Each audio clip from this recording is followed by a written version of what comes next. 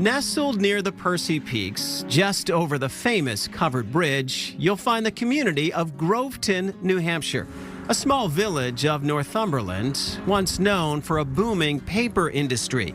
It's now home to about 1,000 residents. You can often find at the North Country Family Restaurant right on Main Street.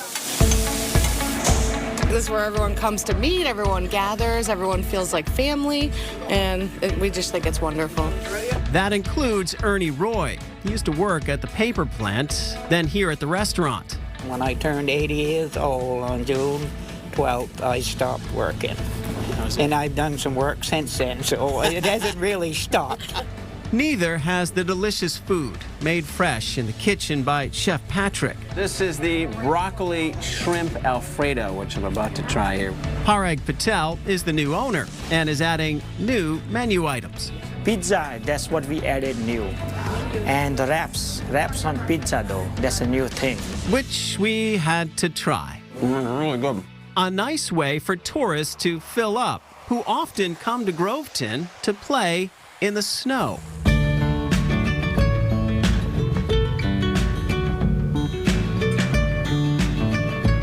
The Groveton Trailblazers Snowmobile Club was formed in 1966 and now has 500 members.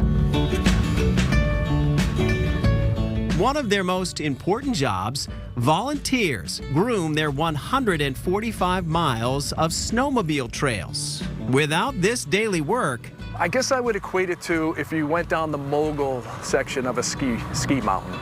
It would just a bunch of moguls would form, and it would be a rough ride, and it really isn't that enjoyable when that happens. Club VP Kevin Spottiswoode says these groomers can stay out sometimes 8 hours a day, but it's important for safety, fun, and bringing in tourism dollars. We really support the local community, and the snowmobilers support the local community as well. So I think it's a really a positive effect on the economy up here.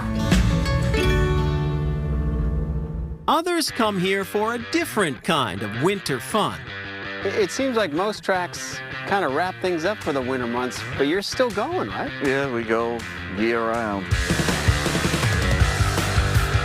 Mike Humphrey runs Riverside Speedway and Adventure Park, which runs races in the warmer months, and car and snowmobile events in the dead of winter with some pretty hardy fans.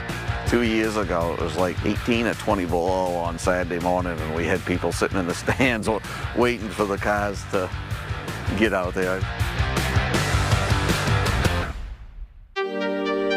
Just down the street, a space race is underway at Groveton Middle High School.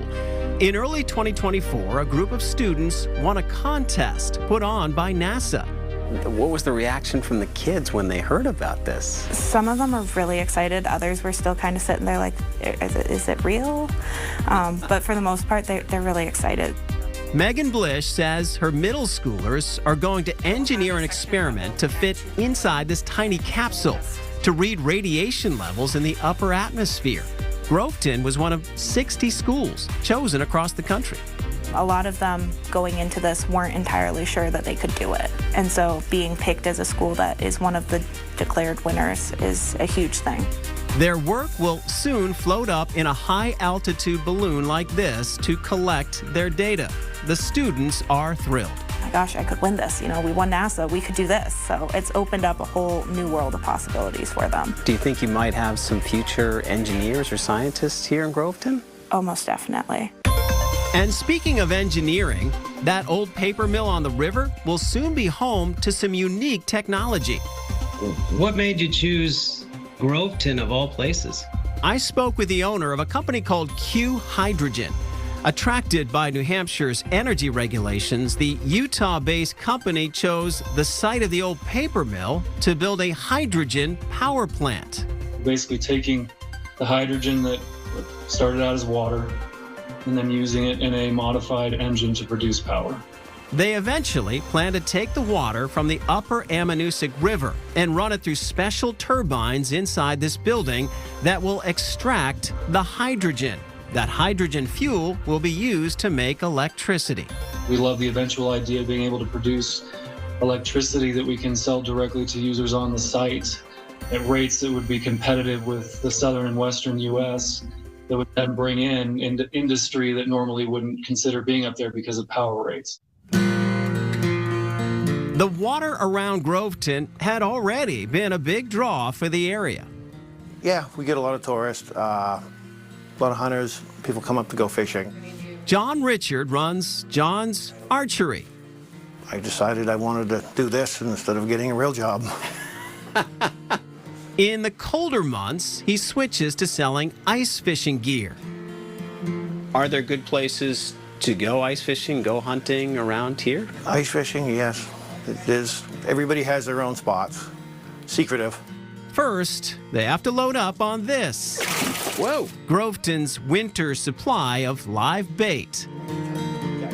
These are golden shiners. These are little fish that are going to catch bigger fish, basically. Yes.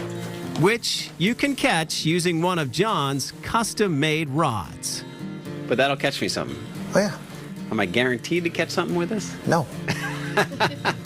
Ma, I may not be bringing home dinner tonight.